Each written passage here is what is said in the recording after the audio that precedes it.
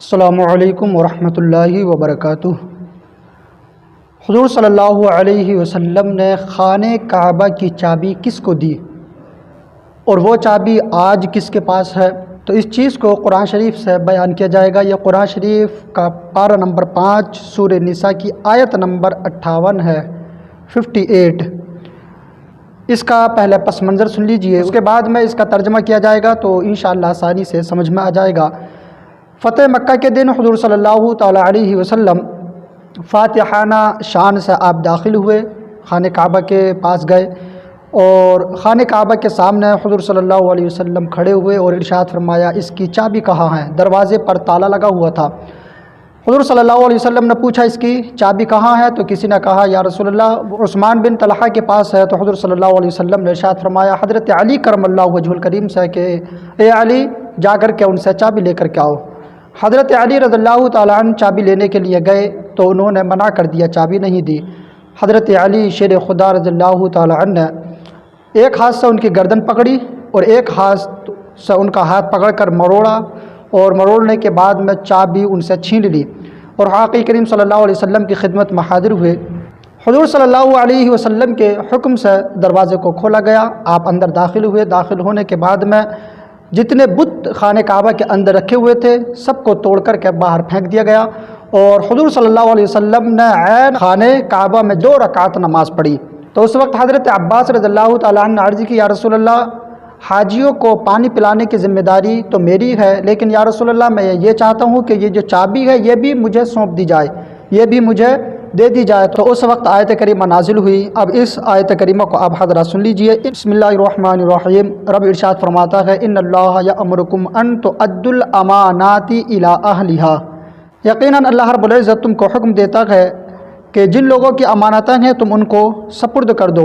وَإِذَا حَكَمْتُمْ بَيْنَ النَّاسِ أَن تَحْكُمُوا بِالْعَدْلِ، اور جب تم لوگوں کے درمیان میں فیصلہ کرو تو انصاف کے ساتھ میں فیصلہ کرو۔ ان اللہ نعم ما یعظکم بہ، بے شک اللہ رب العزت کیا ہی اچھی نصیحت فرماتا ہے۔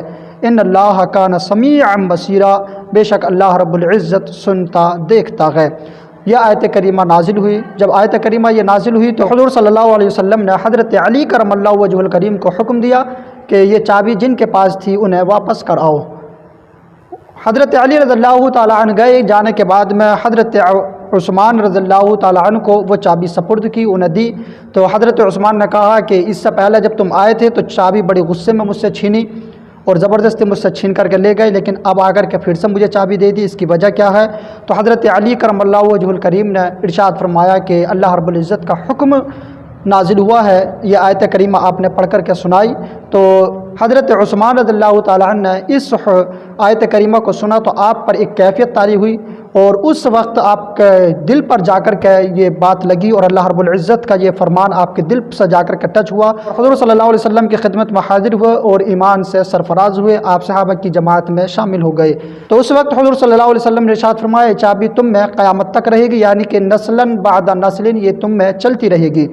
ایک روایت اور نقل کی ہے تفسیر خزائن العرفان اور روح المعانی کے حوالے سے، یہ بیان فرماتے ہیں کہ حضرت عثمان جن کو حضور نے چابی دی تھی یہ فتح مکہ والے دن ایمان نہیں لائے تھے، بلکہ صلح حدیبیہ جو کہ فتح مکہ سے 2 سال پہلے ہوئی تھی۔ تو صلح حدیبیہ والے سال حضرت خالد بن ولید اور حضرت عمرو بن عاص اور حضرت عثمان رضی اللہ عنہم یہ تینوں کے تینوں حضور کی خدمت میں حاضر ہوئے اور مدینہ میں جانے کے بعد میں حضور صلی اللہ علیہ وسلم پر ایمان لے کر کے آئے۔